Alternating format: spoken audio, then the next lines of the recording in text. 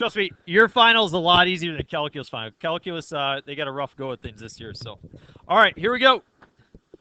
Graph the following system of inequalities. Let's do some inequalities. I'm going to graph the first one's a line.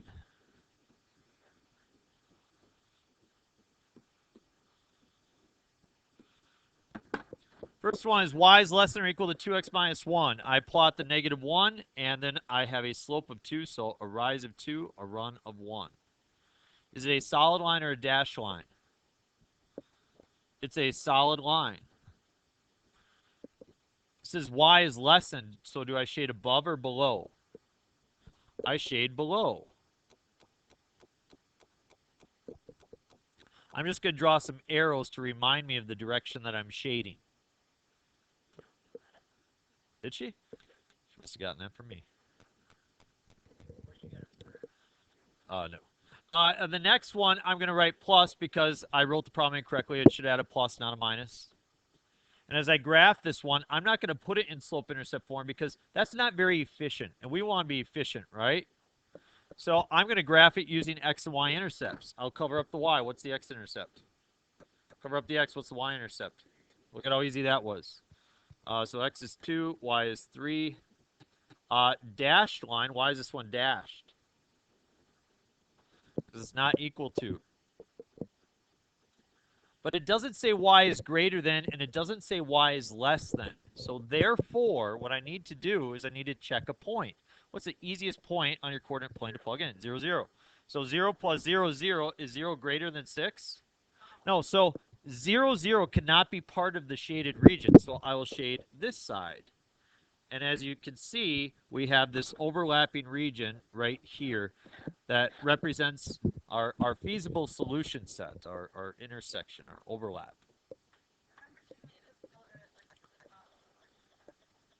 Oh, she's mean, so.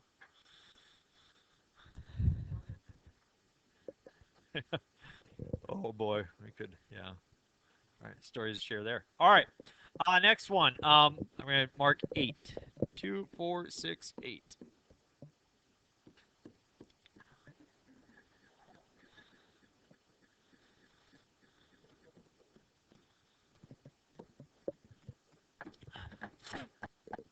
All right, y less than 1. What kind of a line is y less than 1? It's a horizontal line. Very good. Who said that?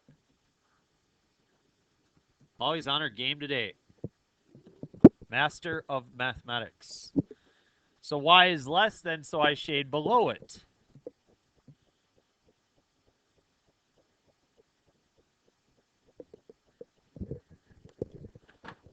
X less than 4. What kind of a line is that?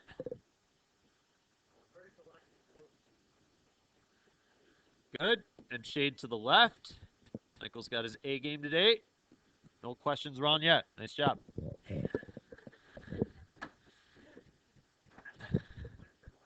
I know.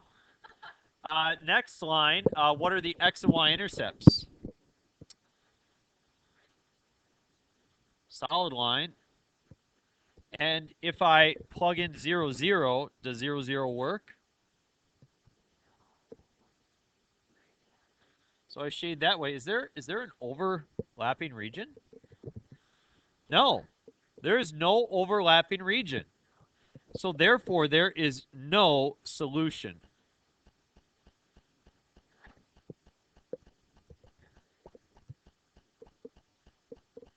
Does this look familiar? Let's try problems that are slightly different. Let's skip letter C and go to this side. Solve the following systems. We can solve them graphically using our calculator, but if we do it algebraically, what are our two options? Substitution or elimination. I'm going to divide the bottom one through by 6, and I get y is equal to 2x plus 1.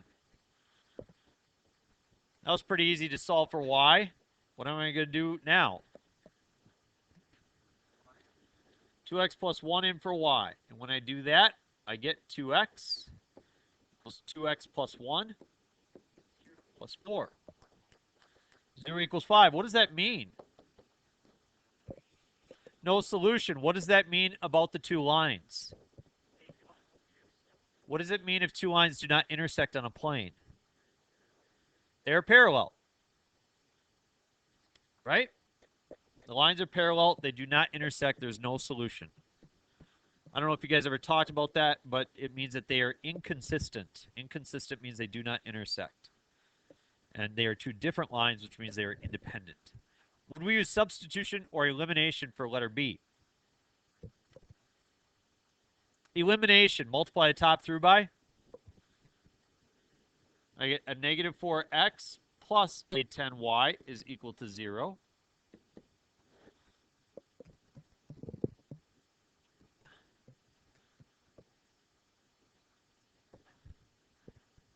I will add together. Multiply the top through by negative 2 is what I did. 4x and negative 4x makes 0. 3y and 10y makes 13y. And 26 and 0 makes 26. So therefore, y is equal to dos. Spanish for 2. How do I find the x value? You plug it back in. So I have 2x minus 10 is equal to 0. So what is the y value? Or the x value, excuse me? 5. So this line is, or this system is consistent, meaning they do intersect, and there is one coordinate. We found the x and the y value. What if there's more than one intersection? Like example C. What's different about that? Third power. So maybe we have something that looks like this. Maybe you have a cubic and a quadratic where it would intersect, say, 3 times. Or maybe it sits above here and you just have one intersection. Who really knows? So in this situation, y is solved for, so I'll set them equal to each other. Negative 3x squared plus 2 equals x to the third minus 4x plus 2. Solve, and I get 0 is equal to x to the third plus 3x squared minus 4x. Oh, no. What do I do now? Greatest common factor is, and I get x squared plus 3x minus 4. So 0 equals x times x minus 4, or plus 4, x minus 1. So I have 3 points, it looks like. What are they? 0, 1, and how do I find the y values? Plug the x's in. When I plug the x's in, does it matter whether I plug in the bottom or the top? What's easier? The bottom. I get 2, negative 1, and then negative 4 squared is 16 times negative 3 is negative 48, plus 2 is negative 46.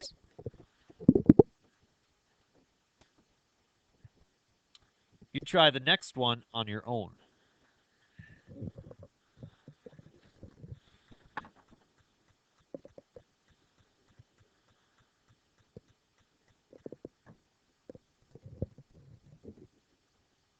All right. What'd you get?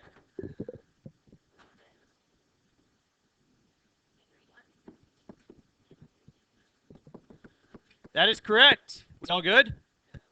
Awesome. So let's examine the system of 3. So what's unique about the system of 3 is this. Okay, was that Lolly? No. Who was that? Tristan? Tristan, you just talked about drawing lines. I was thinking geometry. I was like, how great of you to suggest mathematics in this problem. Is this where you maybe say, okay, a system of 3, like, forget it, right? Okay, you're going to get it today. It's going to be no issue. Trust me. So here's what we have. Instead of an XY plane, we have an XYZ plane. So there's a line in a 3-dimensional space, and all 3 of them happen to cross at one point. And we're going to find it. And it's really the same thing that we've been doing all along. Look at this situation right here. We got rid of an X, correct? So let's get rid of a variable for C. What would you like to get rid of, your X's or your Y's? Okay. Or your Z's you could, but you want to say Y's. So I'll get rid of my Y's. What could I do with the first 2 equations to get rid of Y?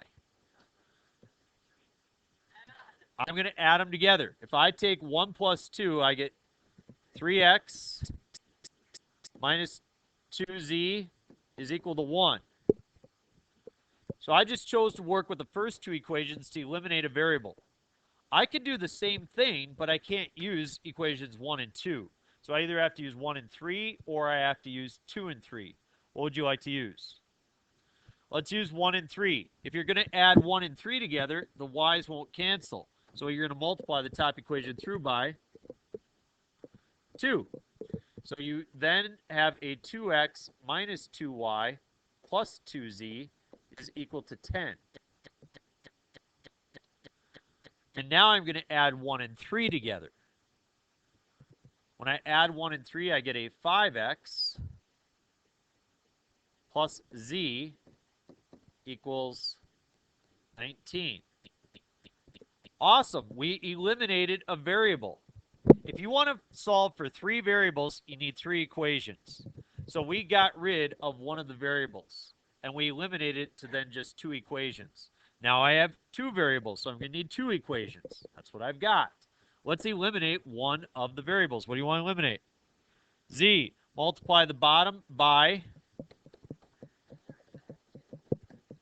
and I get 10x plus 2z is equal to 38. And as I multiply the bottom through by 2, you can see that the z's are going to cancel. I end up with a 13x is equal to 39. Well, that's pretty awesome, because now x is, if I know x is 3, how do I find z first, or do I find y first? How come? Exactly. So I'm going to use this one right here. 5x, that'll be 15, plus z is equal to 19. So what would z be?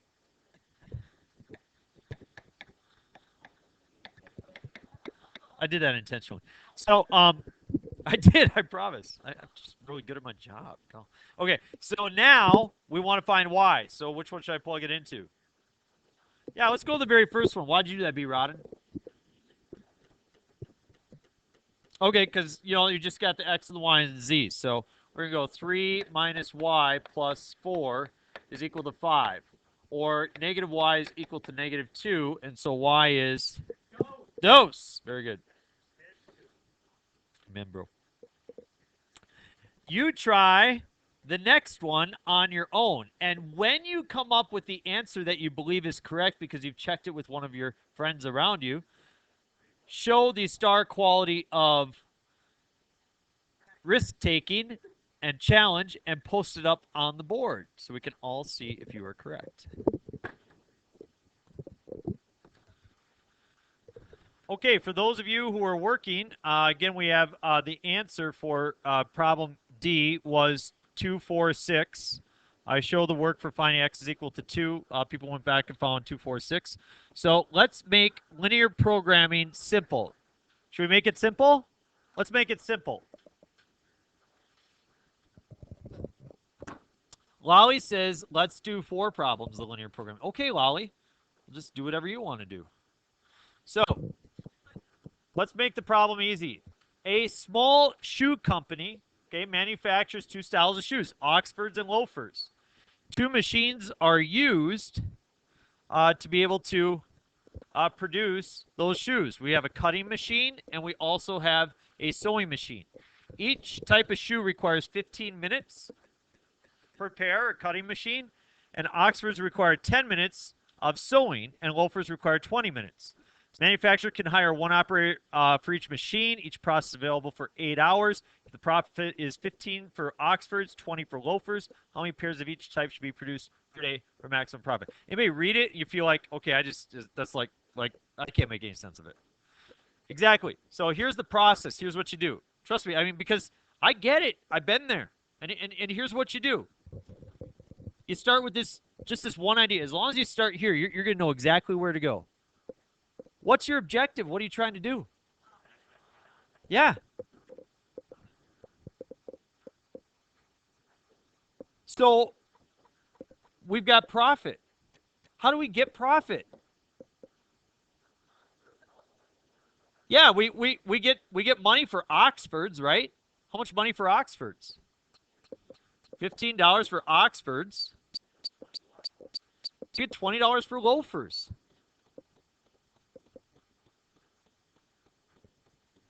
So starting with identifying your objective function, I feel is the easiest way to be able to make do with that, okay? Because now we know what our variables are. X is the number of Oxfords made. Y is the number of loafers. It's easy to identify your variables after you've identified the objective function. They're sitting right there. We okay so far? I'm getting a response from you, Tristan, and I appreciate that because it seems like you really like these problems. Awesome, and you'll get them again because you have the star quality of awesomeness. Okay, constraints. The first type of constraint we are going to have is a non-negativity constraint. Now, what the non-negative constraint means is that the number of Oxford shoes that you make has to be greater than or equal to 0. You can't make a negative number of shoes, correct?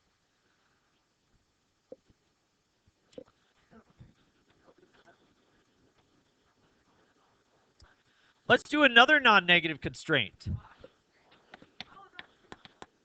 Y is greater than or equal to 0.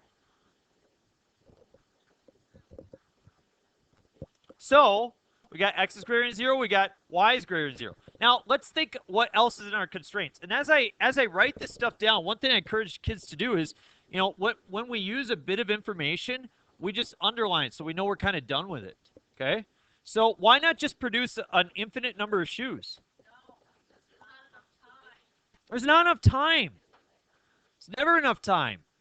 So we have 8 hours. Do you want to work in hours or minutes? We'll work in minutes. So 8 hours is how many minutes? 480. Now, the fact is there's only 480 minutes available, it says, for each machine. So we have 2 machines. We have the cutting machine and we have the sewing machine. And those 2 machines are going to limit our production. We only have 480 minutes that we can use each one of them. Yeah, we have 2 different constraints here. Okay, so we have 10 minutes of sewing and 20 minutes of sewing for the Oxfords and the loafers. So for the sewing one, you'll have that 10x plus the 20y, right? No, it's okay. You just pick it apart however. How you did it is absolutely fine. What else do we have in there? 15 for each one. So that's a 15x plus a 15y.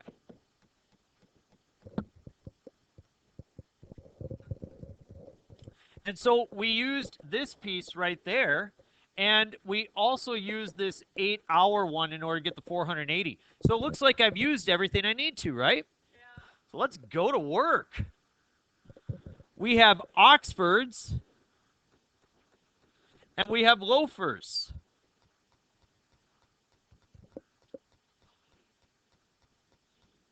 Yep, my phone.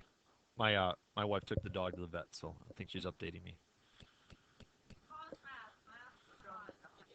We were worried she's getting older. We were worried she had some cancer, but she's okay. So, well, that we know. So anyway, we're at so non-negativity. So we're gonna be shading this way, and then this one, this is your other axis. So we know we're working in the first quadrant. That's good stuff. So let's graph our other 2 lines. A lot of times people wonder what to make your tick marks. Well, it looks like my smallest number here is 10. So 480 divided by 10 would give me 48. So it looks like if I go up to 50, that would be enough room. So I'm going to go 10, 20, 30, 40, 50.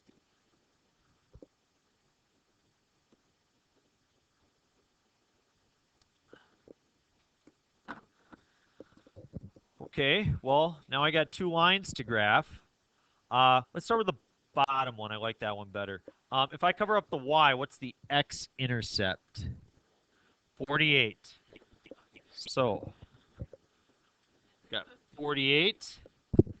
And if we cover up x, what's the y-intercept? 24. And I'm going to do my handy-dandy line machine.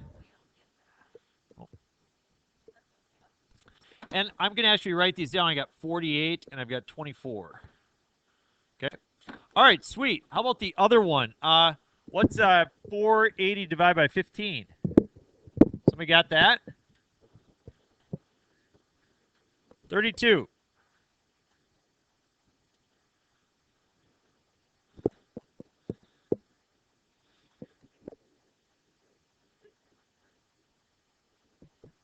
Somebody do it on their calculator, you get 32?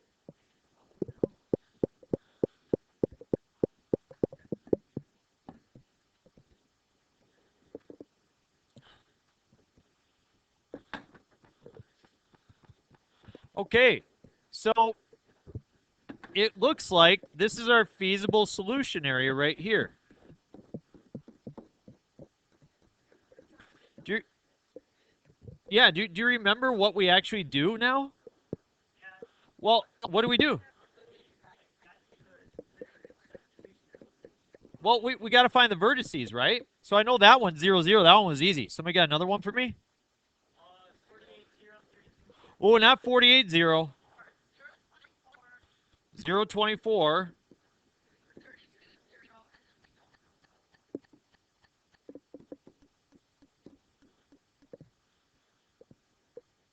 How do we find the other one? That's going to be the intersection of those two, right?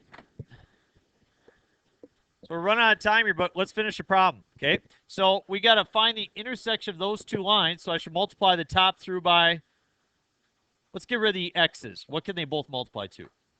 30, right? So multiply the top through by 2, or we'll go negative 2. So negative 30x minus 30y equals 480 times negative 3 is going to be negative 1,440.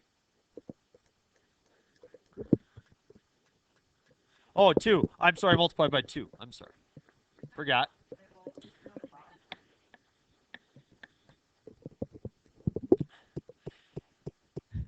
And if we multiply the bottom through by 3, we get 30x plus 60y is equal to 1440. What do I get?